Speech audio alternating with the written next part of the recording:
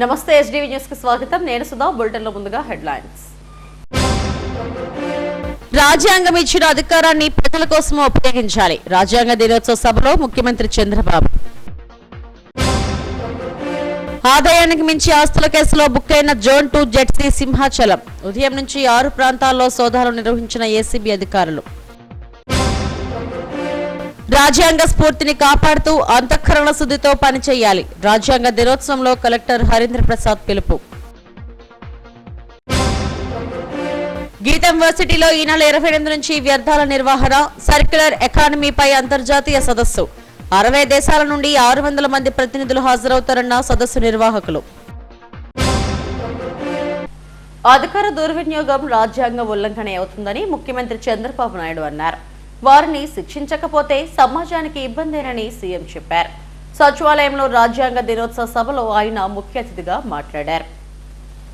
రాజ్యాంగ దినోత్సవం సందర్భంగా సచివాలయంలో నిర్వహించిన సభలో సీఎం చంద్రబాబుతో పాటు మంత్రులు పాల్గొన్నారు. ఈ సందర్భంగా డాక్టర్ బిఆర్ అంబేద్కర్ విగ్రహానికి పూలమాల వేసి నివాళులు అర్పించారు. అనంతరం జరిగిన సభలో సీఎంతో పాటు మంత్రులు ప్రసంగించారు.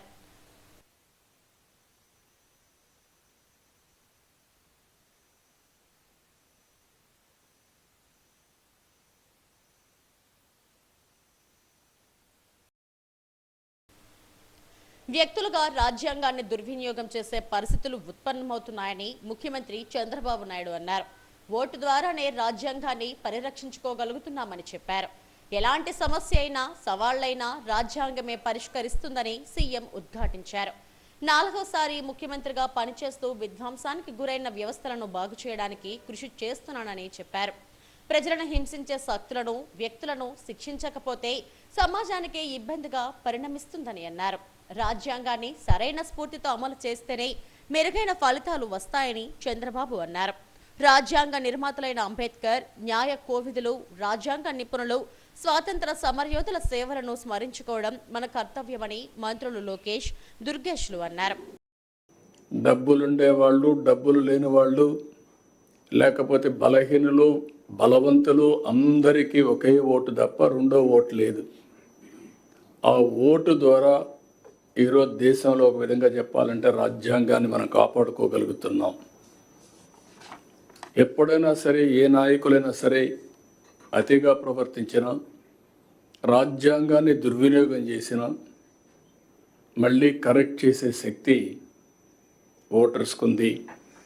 అదే రాజ్యాంగంలో ఒక బలమైన శక్తి అని చెప్పి కూడా నేను మీకు తెలియజేస్తున్నా. ఇందులో అనేక సమస్యలకి పరిష్కారం చూపించారు. అదే సమయంలో ఇప్పటికే మీరు ఒక్కసారి చూస్తే అనేక సవాళ్ళు కూడా వచ్చాయి. ఎమర్జెన్సీ లాంటి చీకటి రోజులు కూడా వచ్చాయి. అదే మరిగా లాస్ట్ 5 ఇయర్స్లో మన రాష్ట్రంలో కూడా మన సమస్యలు చూసాం. నేను ఎప్పుడూ 45 ఏళ్ళుగా రాజకీయాల్లో ఉన్నా. అవినీతిని చూసా, అసమర్థను చూసా, ప్రోగ్రెసివ్ పాలిటిక్స్ చూసా. అదే మరి కొంతమంది ట్రెడిషనల్ పాలిటిక్స్ చేస్తూ వచ్చారు. కానీ ఇలాంటి రాజ్యాంగాన్ని తమ చేతుల్లోకి తీసుకొని ఏ విధంగా ప్రాథమిక హక్కులను కూడా పూర్తిగా కాలు రాశారో మనం చూసాం. అంటే ఒక్కోసారి రాజ్యాంగంలో కూడా కొన్ని కాస్ట్లీ మిస్టేక్స్ జరుగుతూ ఉంటాయి. మామూలు మిస్టేక్స్ కాదు. కానీ ఆ సఫరింగ్ కూడా కొన్ని తరాలు, కొన్ని డికేట్స్ సఫర్ అయ్యే పరిస్థితి వస్తుంది. అయితే అల్టిమేట్గా ఎవరైనా సరే రాజ్యాంగాన్ని అతిక్రమించిన, రాజ్యాంగ స్ఫూర్తికి వ్యతిరేకంగా పనిచేసిన, నేను 2 వర్డ్స్ వాడుతున్నా. ఒక అవినీతి చేయడం మన బాధ్యతను మనం ఉల్లంఘించినట్టు అవుతుంది. అధికార దుర్వినియోగం చేయడం కూడా రాజ్యాంగ ఉల్లంఘనే. రాజ్యాంగం ఒక పవిత్రమైన ఆశయంతో మనకు ఒక బాధ్యత ఇస్తే, సమాజంలో ఒక గౌరవాన్ని, గుర్తింపునిస్తే, ఆ గుర్తింపుని ప్రజల కోసం మనం ఉపయోగించాలి తప్ప మన స్వార్థం కోసమో, మన ఎగోతోనో మనం చేస్తే అది కూడా తీవ్రమైన నష్టాలు జరుగుతుంది. గడిచిన 5 సంవత్సరాలు రాజ్యాంగం విలువేంటో తెలుసుకునే మొదటి వ్యక్తిని నేను చదువుకున్నప్పుడు రాజ్యాంగం గురించి మాట్లాడే వాళ్ళం నేర్చుకున్నాం, కానీ రాజ్యాంగం విలువేంటో నేను ఈ పుస్తకం పట్టుకుని పాదయాత్ర చేస్తాం జరిగింది. నేను ఆ రోజు అధికారులతో మాట్లాడేటప్పుడు కూడా ఎక్కడ మార్కింగ్ చేశానో ఆ మార్కింగ్ కూడా ఇప్పటికీ అట్లనే ఉంది.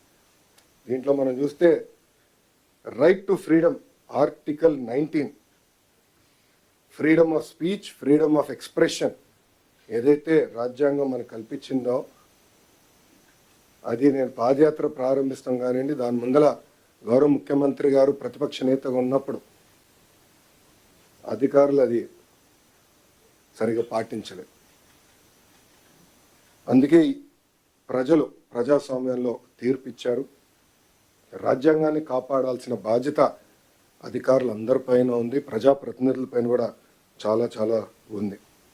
అందుకే సార్ దీంట్లో భాగంగా విద్యాశాఖలో మేము వచ్చే సంవత్సరం నుంచి బాలల భారత రాజ్యాంగం ఇవ్వాలని నిర్ణయం తీసుకుంటాం జరిగింది.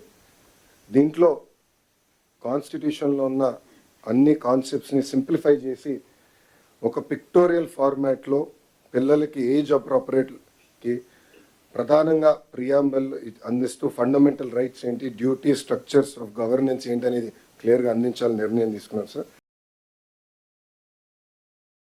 అనేక మందికి మార్గదర్శకంగా నిలబడిందనేటువంటి మాటని ఈ సందర్భంగా మనందరం గుర్తు చేసుకుంటూ, ముఖ్యంగా అంబేద్కర్ మహాశయులు చెప్పినట్లుగా రాజ్యాంగం ఎంత గొప్పగా రచించబడినప్పటికీ కూడా దాన్ని అమలు చేసేటువంటి వ్యక్తి చెడ్డవాడైతే అది చెడ్డగా మారుతుంది, అమలు చేసేవారు మంచివారైతే అది అద్భుతంగా ముందుకెళ్తుంది అనేటువంటి మాట మన సమకాలీన ఆంధ్రప్రదేశ్ రాజకీయాలను కూడా ఉటంకిస్తే చెప్పొచ్చు. చెడ్డగా మారుతుందనే దానికి గడిచిన 5 సంవత్సరాల పరిపాలనా కాలం ఉంటే, అది అమలు చేసే వ్యక్తి మంచివారైతే అది అద్భుతంగా ఉంటుందనే దానికి ముఖ్యమంత్రి చంద్రబాబు నాయుడు గారే నిలువెత్తు ఉదాహరణ అనేటువంటి మాటను కూడా ఈ సందర్భంగా నేను మనవి చేస్తున్నాను. ప్రధానంగా భారత రాజ్యాంగం యొక్క స్ఫూర్తిని మనందరం పొందాల్సినటువంటి అవసరం ఉంది.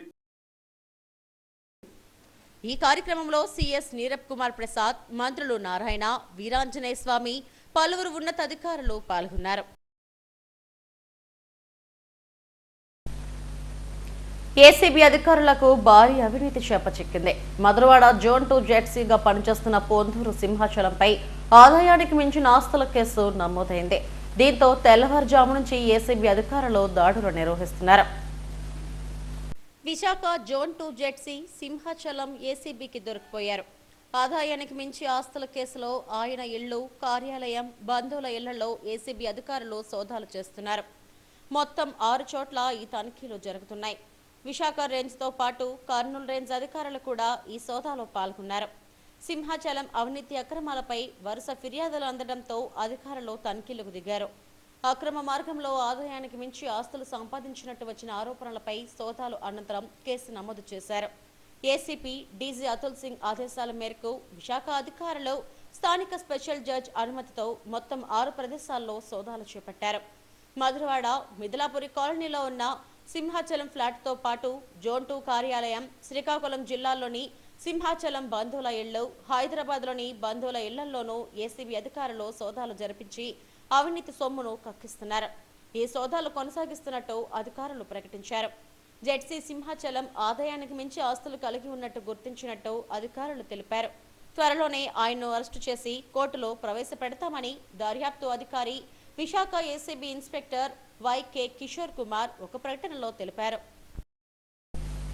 రాజ్యాంగ స్ఫూర్తిని కాపాడుతూ ఉద్యోగులు తమ కర్తవ్యాలను అంతఃకరణ శుద్ధితో నిర్వహించాలని కలెక్టర్ హరీంద్ర ప్రసాద్ పిలుపునిచ్చారు. కలెక్టరేట్లో నిర్వహించిన రాజ్యాంగ దినోత్సవ వేడుకల్లో తొలుత డాక్టర్ బిఆర్ అంబేద్కర్ చిత్రపటానికి పూలమాల వేసి నివాళులు అర్పించారు. అనంతరం రాజ్యాంగ పీఠికను చదివి వినిపించగా వారిని అనుసరిస్తూ ఉద్యోగులు ప్రతిజ్ఞ చేశారు. భారత రాజ్యాంగం ఆవిర్భవించి 75 సంవత్సరాలు గడిచిందని కలెక్టర్ అన్నారు. రాజ్యాంగ రూపకల్పనలో ముసాయిదా committee chairman doctor B R Ambedkar సభ్యులు ఎంతో శ్రమించారని గుర్తు చేశారు. భావితరాలను అవసరాలను దృష్టిలో పెట్టుకుని ఎన్నో అంశాలు పొందుపరిచారని చెప్పారు. వాటి ద్వారానే హక్కులు, స్వేచ్ఛ, సామాజిక, రాజకీయ, ఆర్థిక సమానత్వం అందుతుందని అన్నారు. రాజ్యాంగ స్ఫూర్తిని కాపాడుకునేలా ప్రతి ఒక్కరూ నడుచుకోవాలని కోరారు. ఈ కార్యక్రమంలో DRO Bhavani Shankar, collectorate AO Eswararao, గృహ నిర్మాణ శాఖ పీడీ ఆళ్ల శ్రీనివాసరావు, వివిధ విభాగాల అధికారులు పాల్గొన్నారు. Deviation at times, one arm getting into the functions of other arm, and that should not happen. That is as per the constitution, that they are expected to be separate, function separately within their limits. And అదేవిధంగా కేంద్ర రాష్ట్ర ప్రభుత్వాలకి కూడా they have given the different set of powers. Concurrent jurisdiction ఎక్కడ ఉంది, where state can legislate, where center can legislate, ఇవన్నీ కూడా ఆలోచించి to keep that unity in mind with all the diversity, they have brought this constitution, including the All India service. So All India service aspects కూడా దాంట్లో తీసుకురావడం జరిగింది. Subordinate services అన్ని రకాలుగా ఆలోచించి ఒక కాన్స్టిట్యూషన్ మనకి ఇవ్వడం జరిగింది.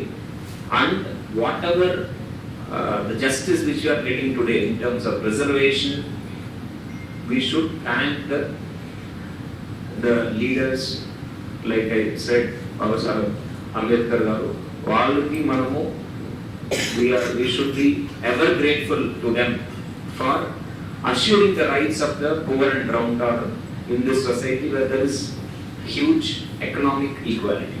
So economic equality wala ee classes comes into picture, classes wala class differences wala again caste also gets adds on to it.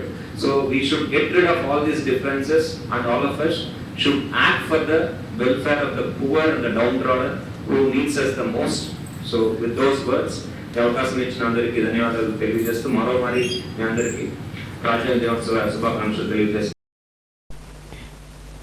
గీతం డీమ్డ్ విశ్వవిద్యాలయం school of business international society of waste management సంయుక్త ఆధ్వర్యంలో అంతర్జాతీయ సదస్సు జరిగింది. ఈ నెల 28 నుండి డిసెంబర్ 1వ తేదీ వరకు వ్యర్థాల నిర్వహణ, సర్క్యులర్ ఎకానమీపై 14వ అంతర్జాతీయ సదస్సు నిర్వహించినట్టు సదస్సు చైర్మన్ ప్రొఫెసర్ సాధన్ కే ఘోష్ వెల్లడించారు. వివిధ రకాల పరిశ్రమల నుండి వెలువడుతున్న వ్యర్థాలు, రోజువారీ జీవితంలో వినియోగించే ప్లాస్టిక్, ఎలక్ట్రానిక్, ఆసుపత్రి వ్యర్థాలు వంటివి తిరిగి వినియోగించే రీసైక్లింగ్ పద్ధతులతో కొత్త ఆర్థిక వ్యవస్థను సృష్టించవచ్చు. దీన్నే సర్క్యులర్ ఎకానమీ అంటారు. Sustainable waste management, circular economy, IPLA global forum 2024 పేరిట నిర్వహించే సదస్సుకు 60 దేశాల నుండి 600 మంది ప్రతినిధులు హాజరవుతున్నారు. వివిధ రంగాల నిపుణులు 580 పరిశోధన పత్రాలు సమర్పించనున్నారు. ఈజిప్ట్, నార్వే, జపాన్, అమెరికా దేశాలకు చెందిన ప్రముఖ శాస్త్రవేత్తలు కీలక ఉపన్యాసాలు చేయనున్నారు. సదస్సులో భాగంగా ఈ నెల 27న స్కూల్ చిల్డ్రన్ కాంగ్రెస్ నిర్వహిస్తున్నామని సదస్సు చైర్మన్ ప్రొఫెసర్ సాధన్ కే ఘోష్ వెల్లడించారు. దేశంలోని 25 పాఠశాలల నుండి 200 మంది విద్యార్థులు హాజరవుతారని చెప్పారు. వ్యర్థాలను సమర్థవంతంగా శుద్ధి చేసి ఉత్పత్తులుగా మార్చిన ప్రపంచంలోని 52 సంస్థలకు అవార్డులు అందిస్తున్నామని అన్నారు. వ్యర్థాల నిర్వహణపై పరిశోధనలు చేస్తున్న వ్యక్తులను గుర్తించి లైఫ్ టైమ్ అచీవ్మెంట్ అవార్డులు అందజేయనున్నామని వెల్లడించారు. సదస్సు కన్వీనర్లు ప్రొఫెసర్ సాయి సుధాకర్, డాక్టర్ సౌదామినలతో కలిసి ఘోష్ మీడియాతో మాట్లాడారు. You know that this international conference on sustainable waste management and circular economy, we started in 2009 in Kolkata, and after that this conference go around the country in different cities, and this is the 14th version of this conference, which is held by Geetam deemed to be university. And there are two components of this conference. One is we are trying to imbibe and inject the concept of circular economy among the school children. And this is the first of its kind which is happening in India, that the school children are getting exposure and practicing circular economy every day in their school, including their teachers. And today, in January, I have introduced one mission. The name of the mission is Mission Catch Them Young, Zero Waste and Circular Economy in Campus. And it was started on 30th January 2024 in Kolkata. And today, nearly 2 lakh of school children and their teachers are working with me in this mission Catch Them Young, Zero Waste and Circular Economy in Campus. Every day, the students and teachers are practicing the introduced bean culture among them.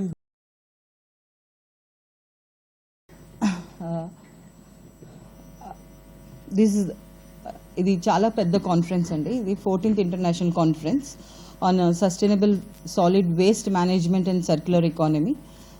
ఈ conference చాలా స్టేట్స్లో అయింది ఇండియాలోని. So as professor Sadan sir గారు చెప్పినట్లుగా ఈ కాన్ఫరెన్స్కి చాలా response వచ్చింది. ఇక్కడ మోర్ దెన్ 50 దేశాల నుంచి వస్తున్నారు. అండ్ 680 పేపర్లు పైగా మనకి వచ్చాయి. Most of industries, ULBs and other delegates are also participating into this. And before going to the main conference, 27వ తారీఖుని మనకి school children Congress, hackathon and technology expo and industry expo అవుతుంది. అండ్ ప్రీ కాన్ఫరెన్స్ వర్క్షాప్ జరుగుతాయి. ఈ school Congress ప్రోగ్రాంలో చాలా schools, 25 schools పైగా మనకి participate చేశాయి ఆల్ ఓవర్ ఇండియా.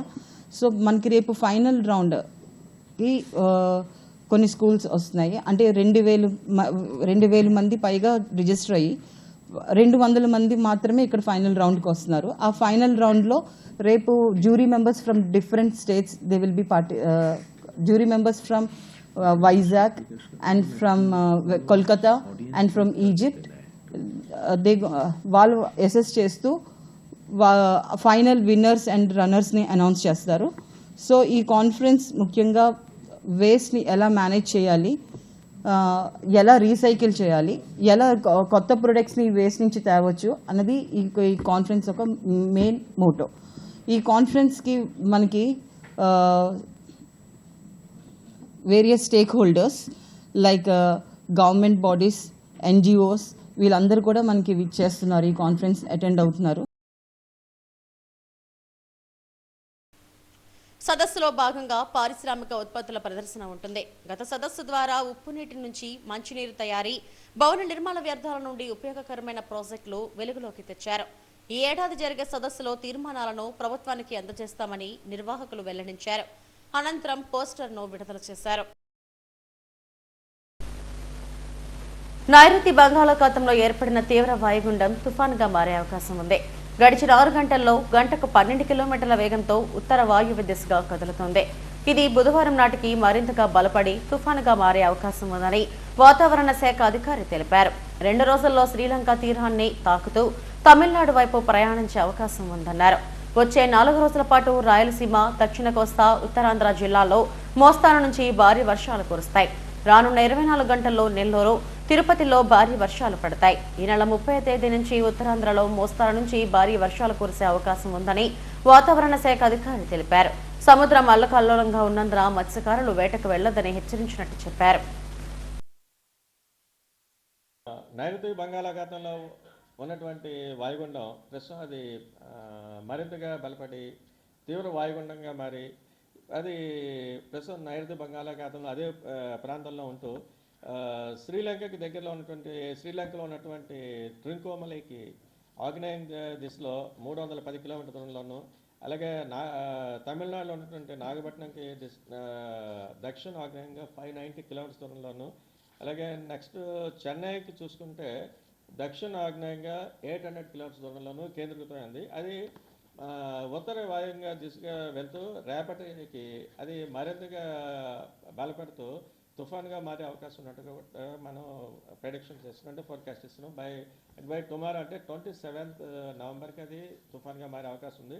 అది likely to continue to move in north west direction, అంటే ఉత్తర వాయు దిశగా వెళ్తూ ఇటు శ్రీలంకని స్కర్టింగ్ చేసుకుంటూ టువర్డ్స్ తమిళనాడు కోస్ట్కి నెక్స్ట్ సబ్సిక్వెంట్ 2 డేస్లో చేరే అవకాశం ఉన్నట్టుగా మనం ఫోర్కాస్ట్ చేస్తున్నాం. దీని ప్రభావం చేత నెక్స్ట్ కమింగ్ 5 to 6 డేస్ వరకు కూడా మీకు దక్షిణ కోస్తాలోను, లో ఉన్నటువంటి కొన్ని జిల్లాలు, అలాగే రాయలసీమలోని కొన్ని జిల్లాల్లోనూ, అలాగే ఈవెన్ ఉత్తరాంధ్రలో ఉన్నటువంటి కొన్ని జిల్లాలు కూడా దీని ప్రభావం అయితే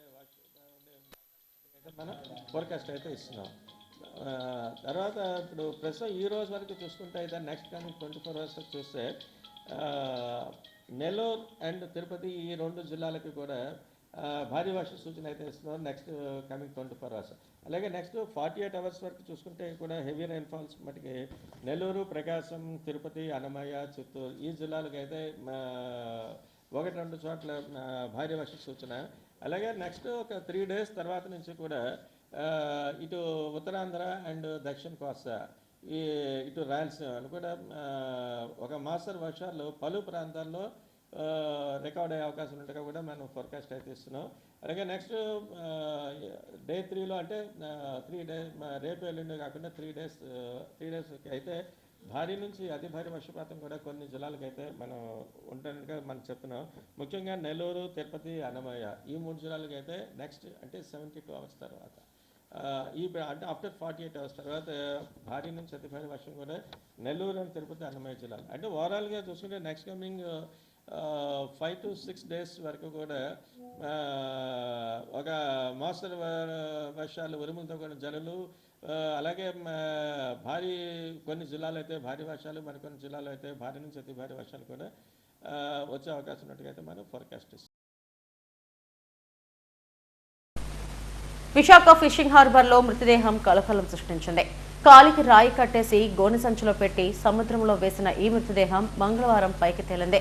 సమాచారం అందుకున్న పోలీసులు ఘటనా స్థలానికి చేరుకున్నారు. సుమారు 37 ఏళ్ల పురుషుడి మృతదేహం ఫిషింగ్ హార్బర్లోని 10వ నెంబర్ జట్టికి కొట్టుకొచ్చింది. తేలియాడుతున్న మృతదేహాన్ని స్థానికులు, మత్స్యకారులు వెలికితీశారు. అనంతరం పోలీసులకు సమాచారం అందించారు. 1 టౌన్ పోలీసులు అనుమానాస్పద మృతిగా కేసు నమోదు చేసి దర్యాప్తు చేస్తున్నారు.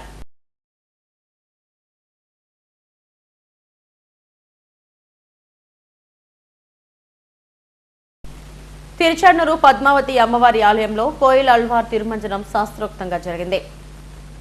అమ్మవారి కార్తీక బ్రహ్మోత్సవాలను పురస్కరించుకుని తిరుమంజనం నిర్వహించారు. సుప్రభాతంతో అమ్మవారిని మేల్కొల్పి సహస్ర నామార్చన శుద్ధి చేశారు. అనంతరం కోయిల్ అల్వార్ తిరుమంజనం చేపట్టారు. దీంట్లో భాగంగా ఆలయ ప్రాంగణం, గోడలు, పైకప్పు, పూజా సామాగ్రి తదితర వస్తువులను నీటితో శుద్ధి చేశారు. నామకోపు, శ్రీచూర్ణంతో పాటు పలు సుగంధ ద్రవ్యాలు కలిపి పవిత్ర జలాలను ఆలయమంతా ప్రోక్షణం చేశారు. హైదరాబాద్ కు చెందిన స్వర్ణకుమార్ రెడ్డి 6 పరదాలు, 2 కురాలాలు, తిరుపతికి చెందిన సుధాకర్, జయచంద్రారెడ్డి, అరుణ్ కుమార్లు 4 పరదాలు, 25 హుండీ వస్త్రాలను జేఈఓ వీరబ్రహ్మంకు అందజేశారు. అమ్మవారి కార్తీక బ్రహ్మోత్సవాలు ఈ నెల 28 నుండి డిసెంబర్ 6వ తేదీ వరకు జరగనున్నట్టు ఆలయం అధికారులు తెలిపారు.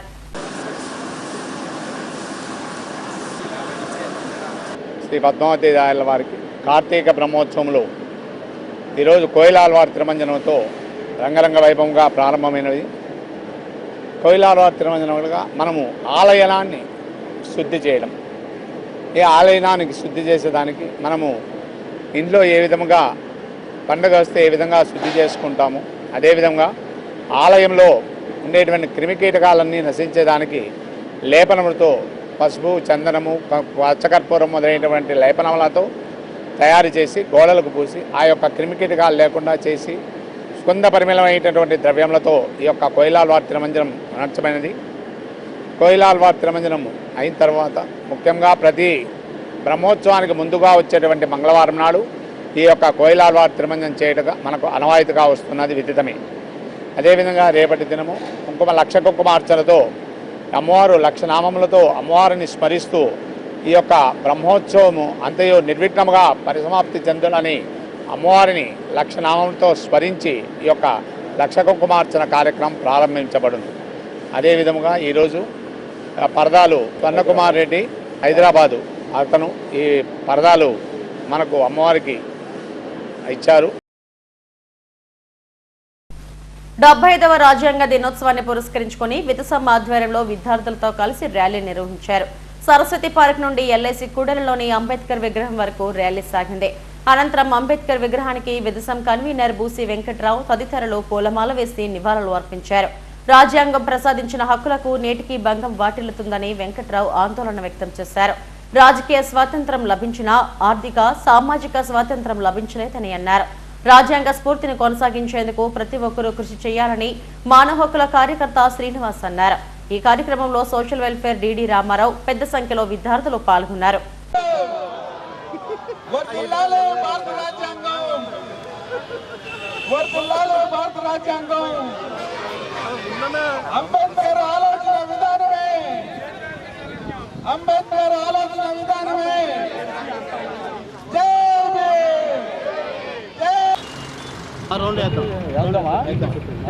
నా పేరు శ్రీనివాస్ అండి.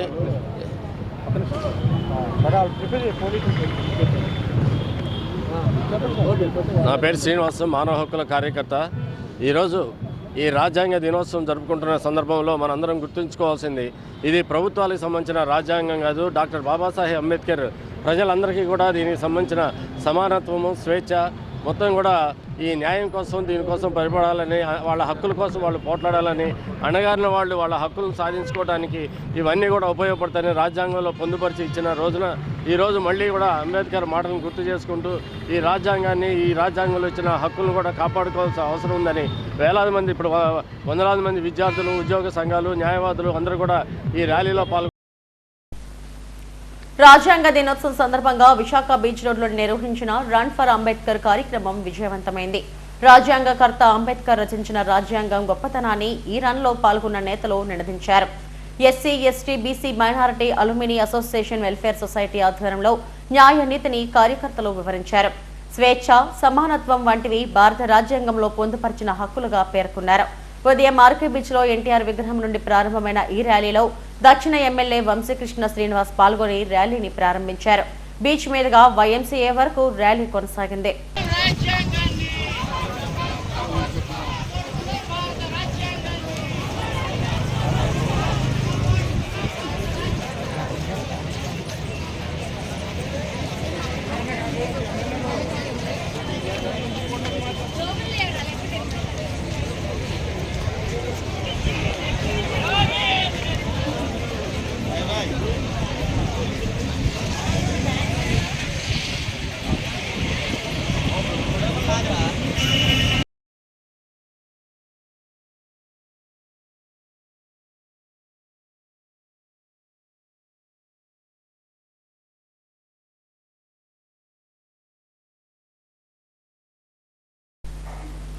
డాక్టర్ బిఆర్ అంబేద్కర్ ఆశయాలను విద్యార్థులు, యువత ముందుకు తీసుకెళ్లాలని నగర పోలీస్ కమిషనర్ శంకరప్రతాప్ బాగ్చి పిలుపునిచ్చారు. అంబేద్కర్ యువసేన ఆధ్వర్యంలో దిగువ రెల్లు వీధిలో రాజ్యాంగ దినోత్సవాన్ని ఘనంగా నిర్వహించారు. ఈ కార్యక్రమానికి ముఖ్య అతిథిగా హాజరైన సిపి అంబేద్కర్ విగ్రహానికి పూలమాల వేసి నివాళి అర్పించారు. అనంతరం 10వ తరగతి విద్యార్థులకు ఆల్ ఇన్ వన్ గైడ్స్ ను పంపిణీ చేశారు. అంబేద్కర్ లాంటి మహనీయుడు మరోసారి ఈ భూమి మీద పుట్టడని సిపి అన్నారు. బడుగు, బలహీన, అణగారిన వర్గాల అభ్యున్నతికి అనేక అంశాలను రాజ్యాంగంలో పొందుపరిచారని సిపి చెప్పారు. అలాంటి మహనీయులను స్ఫూర్తిగా తీసుకుని అన్ని రంగాల్లో రాణించాలని కోరారు. యువసేన గౌరవ అధ్యక్షుడు కస్తూరి వెంకట్రావు అధ్యక్షతన జరిగిన కార్యక్రమంలో Bandi Surendra, crime ASI Anuradha, Avion college principal Simhadri Naidu, school HM Bhanumathi, అధ్యక్ష కార్యదర్శులు సత్యనారాయణ, రాంబాబు తదితరులు పాల్గొన్నారు.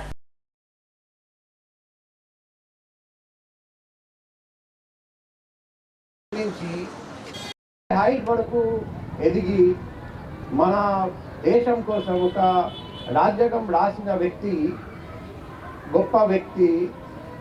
ఆ రాజ్యాంగం చూసి మన ప్రపంచంలో ఎన్నో దేశాల్లో మన రాజ్యాంగం చూసి చదివి తర్వాత వాళ్ళు రాజ్యాంగం రాశారండి.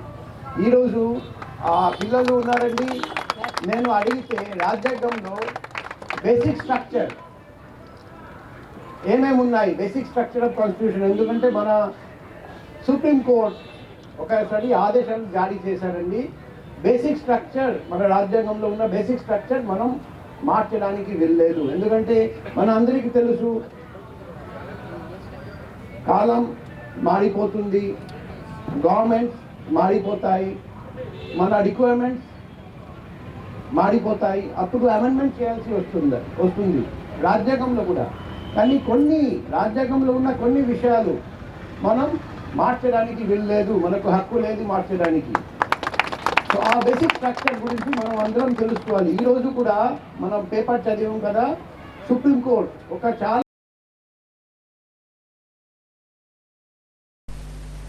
ఆరిలోవలోని విజయదుర్గ గణపతి ధర్మశాస్త్ర పీఠం ఆధ్వర్యంలో 17వ అంబలం పూజ మహోత్సవం ఘనంగా జరిగింది.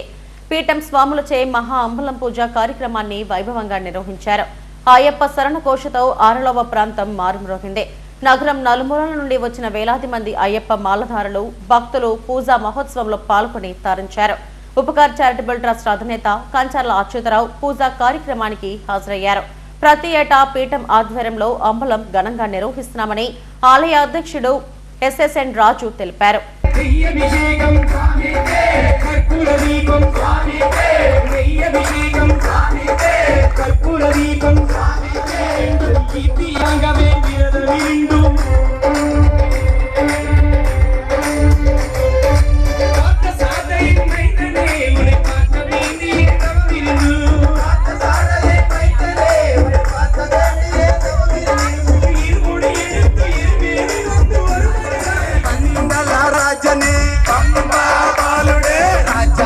రాజనే రాజా కుమారనే రాజా కుమారనే రాజాది రాజనే ముగ్గురన్న దమ్ములట రాజీ వీరులట ముగ్గురన్న దమ్ములట స్వామి దిందక తోంతో అయ్యప్ప దిందక తోంతో అయ్యప్ప దిందక తోంతో స్వామి దిందక తోంతో స్వామి దిందక స్వామి దిందక స్వామి దిందక తోంతో అయ్యప్ప దిందక అయ్యప్ప దిందక అయ్యప్ప దిందక అయ్యప్ప దిందక తోంతో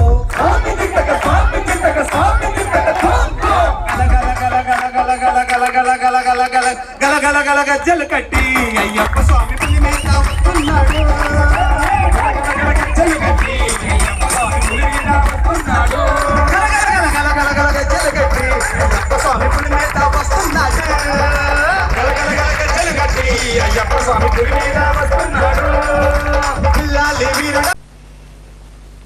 సింహాద్రి నాథునికి స్వర్ణ తులసి దళార్చన అంగరంగ వైభవంగా జరిగింది. సింహాచలం వరాహలక్ష్మీ నరసింహస్వామి ఆలయంలో స్వామివారికి జరిగే స్వర్ణ తులసి దళార్చన సేవను వేద మంత్రాలు, మంగళ వాయిద్యాల నడుమ శాస్త్రోక్తంగా నిర్వహించారు. వేకుజామునే స్వామిని సుప్రభాత సేవతో మేల్కొల్పి ప్రాతకాల పూజలు చేశారు. శ్రీదేవి భూదేవి సమేత గోవిందరాజ స్వామిని సర్వాంగ సుందరంగా అలంకరించి ఆలయ కళ్యాణ మండపంలోని వేదికపై అధిష్ఠింపచేశారు. భక్తులు పాల్గొని తరించారు.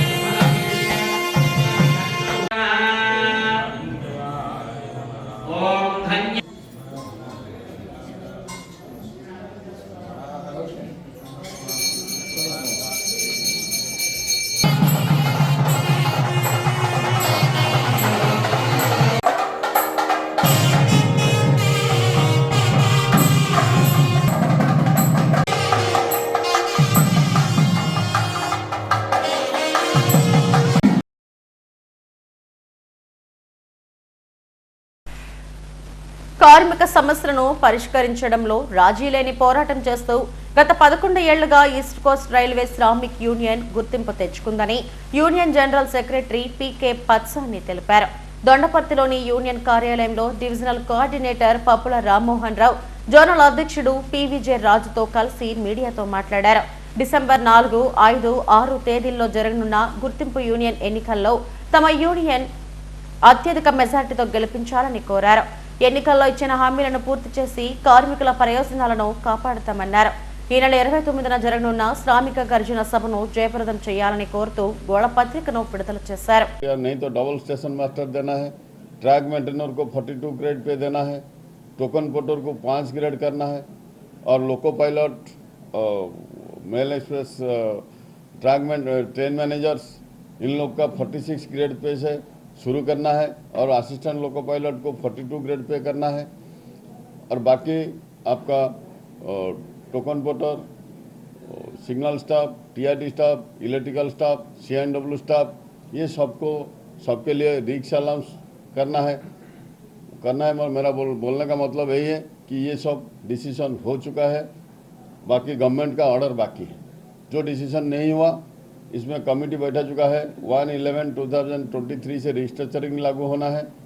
డిసెంబర్ 4, 5, 6 తారీఖుల్లో జరగనున్న రైల్వేలలో జరగనున్న యూనియన్ గుర్తింపు ఎన్నికల కోసం ప్రచార నిమిత్తమై ఈరోజు విశాఖపట్నం రావడం జరిగింది.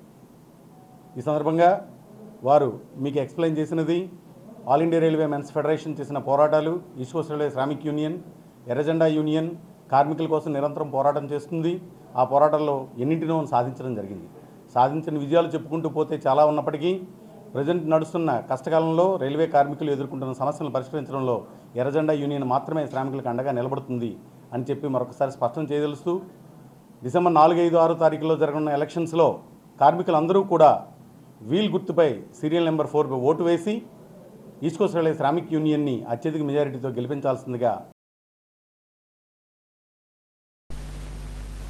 మల్కాపురం మరణిమాంబ ఆలయంలో చోరీ జరిగింది. గుర్తు తెలియని దుండగుడు ఉదయం ఆలయంలోకి ప్రవేశించి అమ్మవారి శతమానాలను తెంచుకుపోయాడు. అక్కడున్న సీసీ కెమెరాలో ఈ దృశ్యాలు రికార్డ్ అయ్యాయి. దీనిపై పోలీసులు కేసు నమోదు చేసి దర్యాప్తు చేస్తున్నారు.